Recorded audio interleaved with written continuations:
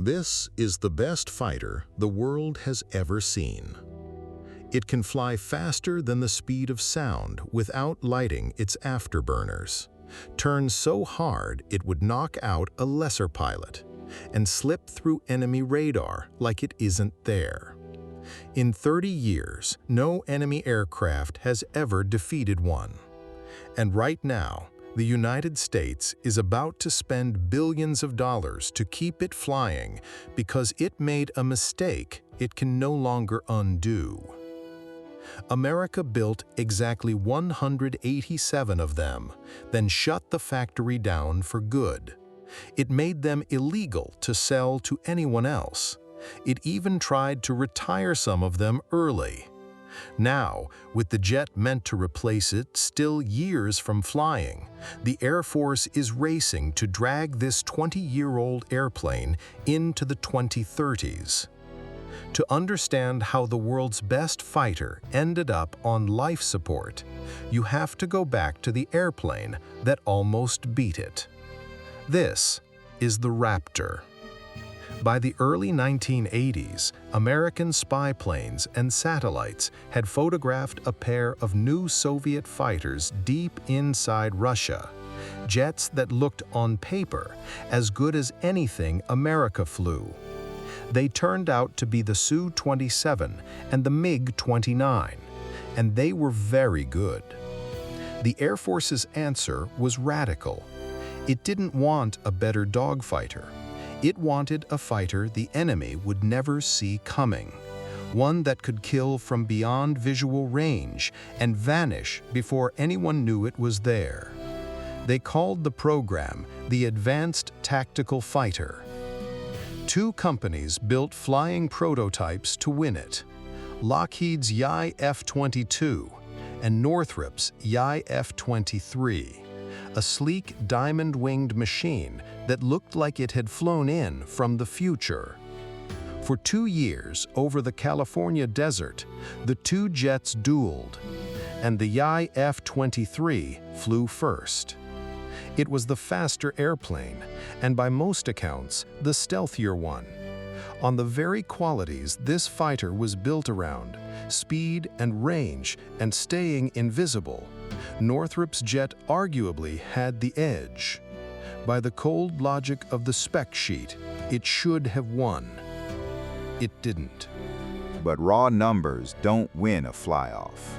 The YF-22 could do something its rival couldn't. Thrust vectoring nozzles let it point its nose and dance at the edge of a stall, and Lockheed flew it exactly that way in front of the generals. 9G turns, high angles of attack, live missile shots. The Air Force also judged Lockheed the lower risk with a tighter grip on cost and schedule.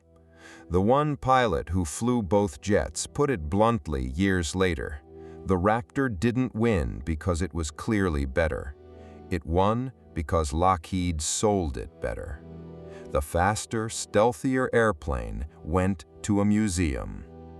What Lockheed delivered was a generational leap, though it took years to field. First flown in 1997, finally in frontline service by the end of 2005.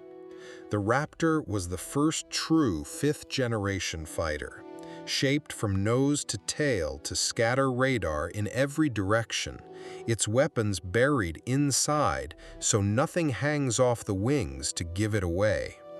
To the most advanced air defenses on Earth, a Raptor doesn't read as a fighter. It reads, at most, as a bird. But that invisibility has a price. The radar-absorbent skin that hides the jet is fragile. It has to be tended in climate-controlled hangars, patched by hand, inspected after almost every flight.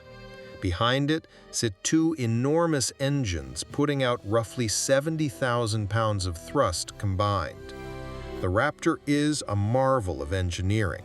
It is also one of the most demanding, expensive machines the Air Force has ever had to keep in the air. Those engines buy something almost nothing else can do. Most jets can only break the sound barrier in a sprint, burning through their afterburners to manage it. The Raptor cruises at around Mach 1.8, nearly twice the speed of sound on dry thrust alone, no afterburner. It reaches the fight faster, throws its missiles from farther, and holds a speed the others can touch for only a few desperate seconds. If it ever is seen, it doesn't lose the close-in fight either. Those vectoring nozzles let it twist through the sky in ways physics says it shouldn't. And behind the canopy sits the real weapon, a radar called the APG-77 that finds targets hundreds of miles out while staying almost impossible to detect, feeding a computer that fuses every sensor and data link into one clear picture of the battle. Fighter pilots have a phrase for what that buys them: first look, first shot, first kill. The Raptor sees the enemy long before the enemy sees it, fires first, and is already turning for home as the other jet realizes it was ever in a fight. How good is it, really? In a 2006 exercise over Alaska, a handful of Raptors flew against the best the U.S. could put up and posted a score that sounds invented, 144-0. But that number deserves an asterisk. These are training scenarios, with enemies who respawn the moment they're killed, and the two losses people sometimes quote were friendly F-15s, not Raptors. It's a stunning result. It is not a combat record. And it points straight at the strangest fact about the most feared fighter on Earth. In 30 years of service, the F-22 has never shot down an enemy airplane. Not one. The first time it went to war, in 2014, it dropped bombs on ISIS in Syria. Its only air-to-air kill in history came in 2023 when a Raptor fired a single missile at a Chinese spy balloon drifting over the Atlantic. The greatest air superiority fighter ever built has, to this day, killed exactly one balloon. If it has never won a dogfight, then what has it done for 20 years? It has stood guard. Off the coast of Alaska, over and over, Raptors have scrambled to meet Russian bombers probing the edge of American airspace, escorting them out without a shot. They've deployed to the Pacific to stare down China, and to the Middle East to sit over hostile skies, daring anyone to test them. The F-22's job was never to pile up kills. It was to be so dangerous that no enemy would ever give it the chance, and it has never lost. The problem with the best fighter in the world is the number. There are only 187 of them. The factory is gone, and you cannot buy another one. Not if you're an ally, not even if you are the United States Air Force. The Air Force wanted 750. It got 187. As the Cold War faded and the bills came due, the number kept falling. 750, then 648, then 381. In 2009, the Secretary of Defense ended it for good at 187, betting that a cheaper, do-everything jet called the F-35 was the smarter buy for a world that seemed, in 2009, to have no great power enemy left to fight. It was a bet that the age of the dogfight was ending. Within a decade, it would look like one of the costliest miscalculations in modern air power. The last Raptor rolled off the line in 2012, and the tooling was packed away. And the price was staggering. Spread across all the research that created it, each Raptor cost the taxpayers somewhere around $350 million. Even setting that research aside, a single jet rolled off the line for well over $100 million, and every hour it spends airborne costs tens of thousands more to keep flying, much of it on that fragile stealth skin. It was the most expensive fighter the world had ever seen, and that number is the root of everything that happened next. And one decision sealed its fate. Normally, when a fighter costs that much, you sell it to allies to drive the price down. That is exactly how the F-35 became affordable. The Raptor was never allowed to. In 1998, Congress passed a law making it flat-out illegal to export the F-22 to anyone, ever, for fear its stealth secrets could leak. Japan asked to buy it and was told no. So the very rule meant to protect the Raptor is the one that doomed it. The cost could never be shared, the line could never grow, and the world's best fighter was locked into a club of 187 that could only ever shrink. And the world America built it to dominate did not stand still. China studied the Raptor for 2 decades and built its own stealth fighter, the J-20. It is now coming off the line at a staggering pace from new factories the United States simply does not have. By some estimates, China already flies more stealth fighters than the entire F-22 force and is turning them out several times faster than America ever built Raptors. Every year, the gap widens. Russia is fielding its own stealth fighter, the Su-57. Meanwhile, the Raptor's once untouchable electronics are pushing 30 years old, their computing power a tiny fraction of what a modern phone carries. And with the factory gone, every jet lost to a crash is one America can never get back. The Air Force is now doing something it once swore it wouldn't, pouring billions into the jet it tried to abandon.